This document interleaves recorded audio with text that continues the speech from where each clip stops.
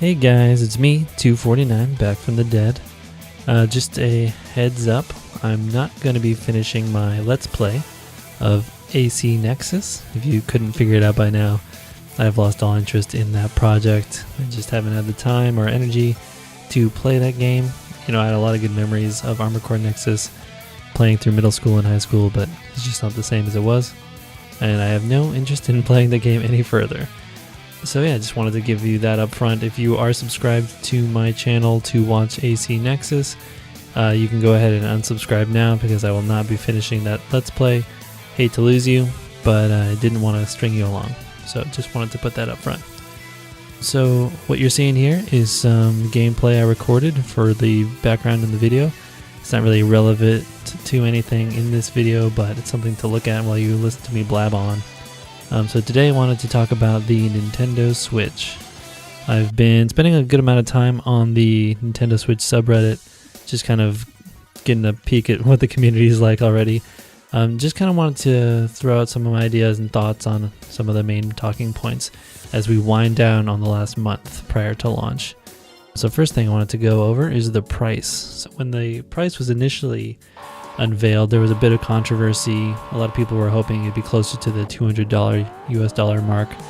Ended up settling on $299.99 US dollars for just the console, the Joy-Cons, dock, and a Joy-Con grip with no pack-in games, or from what we know so far, no kind of promotional software or anything.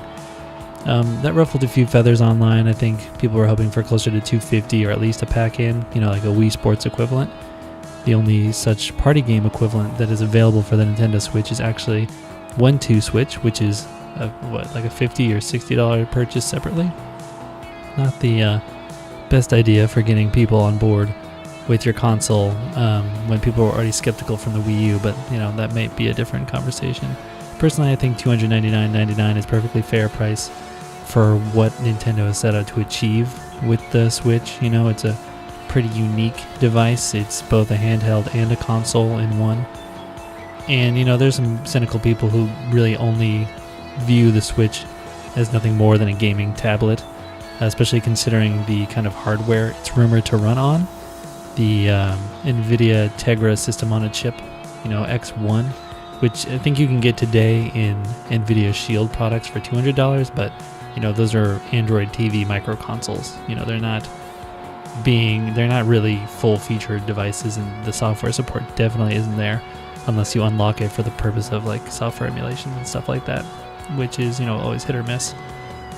Yeah, like I said, I think it's actually a pretty fair price. I have a little bit more to say about some of the accessory prices later on, but I just wanted to touch upon the uniqueness of the format, and I think everyone knows that. You know, anyone who's been following the device, to anyone who's watched the recent Super Bowl ad, probably knows that Nintendo Switch is a unique product, and I think it's gonna really excite a lot of people who maybe were a little bit confused by the Wii U or had never any interest in the Wii's waggle controls. You know, there's a lot of people who might have been Nintendo fans as far as the GameCube and just kind of jumped ship when they either, you know, might have lost interest in video games, or then maybe they migrated to Xbox, a more like mature, quote-unquote, gaming audience. So, you know, it could be any number of things.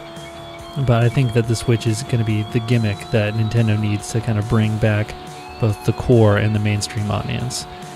And speaking of the core audience, I think there's a lot of concern online about the kind of going back to the hardware side of things, the graphical prowess of the Nintendo Switch. A lot of people think it's underpowered. A lot of people are worried it can't meet blow for blow with the PlayStation 4. And I think that's a reasonable concern when you think of the Switch as just a console.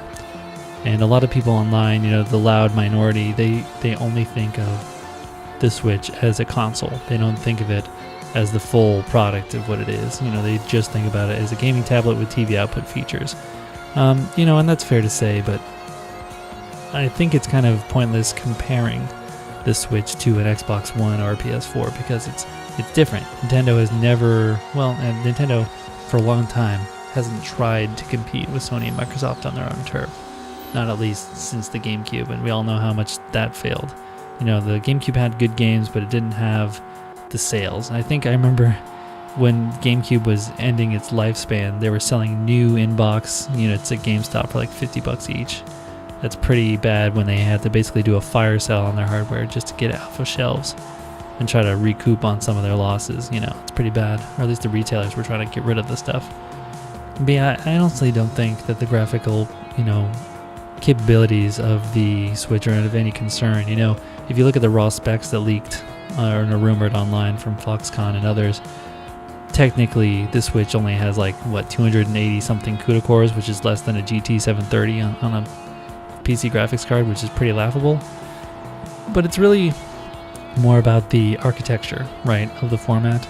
The Tegra is an NVIDIA platform, which means NVIDIA tools that are commonly available to game developers can be used to port games and develop games. Nintendo has already been on the record stating that the Switch is very easy to use with the Unreal Engine. And I think that's going to open the doors for a lot of partnerships and a lot of third-party support. If you're already developing your game on one of the other major platforms using the Unreal Engine, theoretically, it'll be no greater difficulty to port your game over to the Switch. I think that's what Nintendo is banking on, and hopefully this will pave the way to a new Nintendo, a less, exclusive Nintendo, a less divisive first party.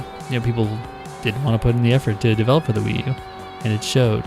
The Wii U didn't last very long. It only sold 14 million units worldwide, which is pretty laughable. And I think they're trying to buck that trend with something new, and something that's new and not just a gimmicky way.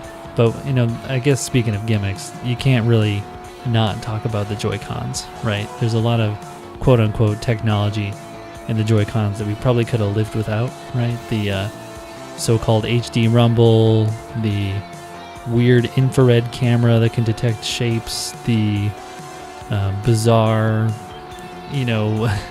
NFC readers so that you can use little plastic toys called amiibos. There's a lot of stuff in there. All it does is add cost and complication, and the real end of the day functionality that we're going to benefit from is kind of, in my mind, questionable. A pair of Joy-Cons costs you $80, and one Joy-Con costs you $50. That's really pricey. A lot of people have said, well, a DualShock 4 or an Xbox One S controller, that'll cost you $65, MSRP. But when's the last time you actually saw a controller for the PS4 or Xbox One sold at MSRP? They're almost always on sale for $12 or more. So really the effective MSRP of any of those controllers, at least in North America, is really more like, $50.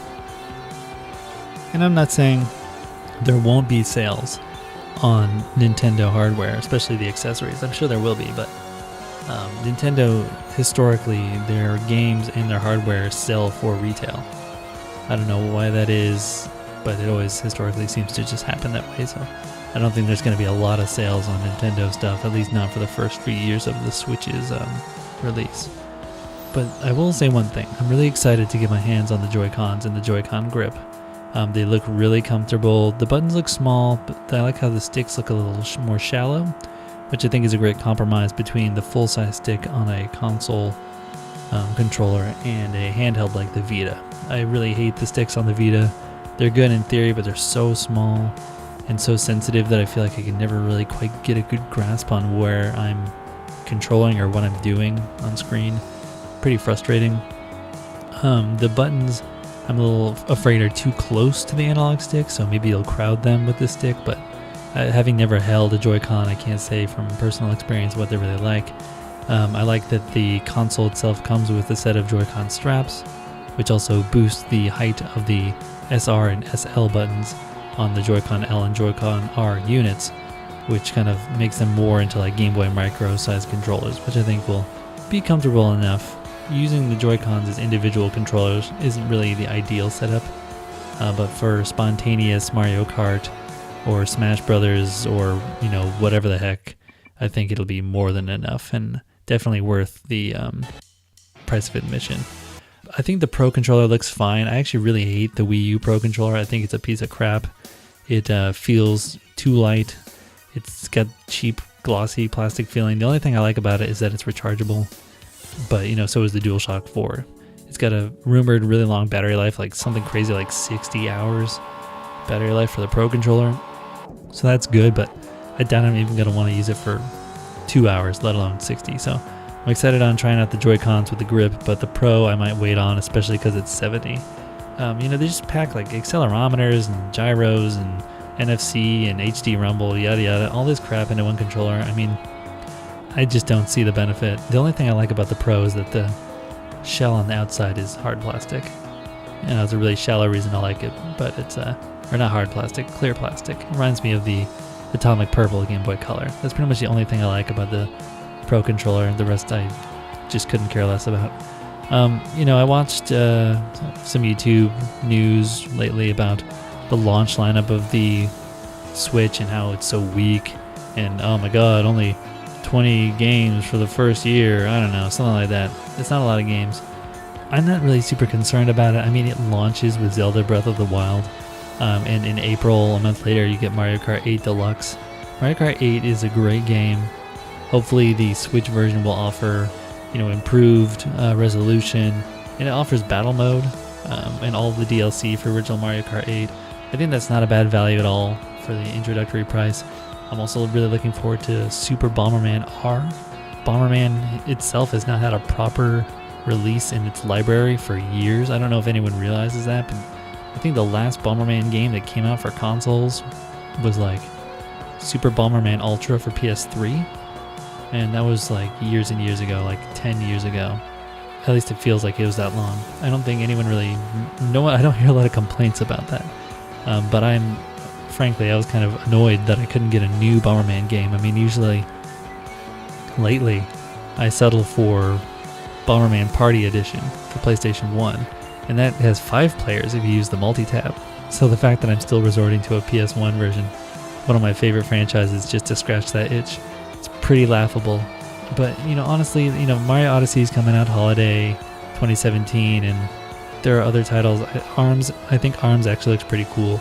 So I'm not like super optimistic about the launch lineup, but based on pre-order numbers alone, I think the thing will sell strong, catch EA and Ubisoft's eye. They'll start developing more stuff. Obviously, Skyrim is slated for some time, I think 2017. So, there's games are going to be there, and people will, I think, have enough. And once they implement the virtual console and more indie titles like Snipper Clips start coming out, I think it'll have enough. Binding of Isaac, you can get it everywhere, so there's no real reason to get it on Switch. But for people who might not have played every game on the library already, they'll have some options. And it's definitely looking more, I'm looking at it more optimistically than it was for the Wii U. I don't know if that's just hype or if there's anything going for that, but I don't know. I think the Switch is going to have plenty of games. It might just take a little while. For Nintendo, the Switch is nothing but potential. It could be the potential to succeed or fail, but we don't know a lot. But we do know that this could really change things for, Nintendo and the fans, because I think the fans are overdue some success. The Nintendo 3DS has kind of been languishing lately. I mean, the new 3DS is not really that new. And newer games, or even, like Pokemon Sun and Moon, they're foregoing 3D features entirely for enhanced graphics. And I think that says a lot about the platform. The 3D gimmick is old. We just need to get off of that. They've unified their development team so they can put all their energy into Switch games, which I think is a great idea. So I'm looking forward to seeing a lot of cool Unreal Engine games on the Switch. Looking forward to seeing more competent third-party multi-platform support coming to Nintendo. And yeah, I just personally, I have a Nintendo Switch pre-ordered at Best Buy, and I have one pre-ordered at GameStop. I have 2. The fact of the matter is the pre-orders for the Switch are so hard to come by that I just had to pre-order more. I'll probably end up canceling my GameStop one. I have a neon and a gray one pre-ordered. I might end up just getting both and then reselling one to one of my friends or my brothers. I have no idea. I know I'm one of those scumbags who has multiple pre-orders on your Nintendo Switch. So if you don't have a Nintendo Switch and I have 2 pre-ordered, well, I'm sorry. I don't mean to be that guy. I'm not a scalper or anything. But I just really wanted to make sure that I could be involved. Thank you so much for listening. If you stayed this long, you might want to keep an eye out on my channel for a few more videos here. Or maybe not. You can always unsubscribe. Like I said, I am not planning to play any more Armored Core Nexus. So if you're looking forward to that, stop it. Thanks again for listening, and have a great day. Bye-bye.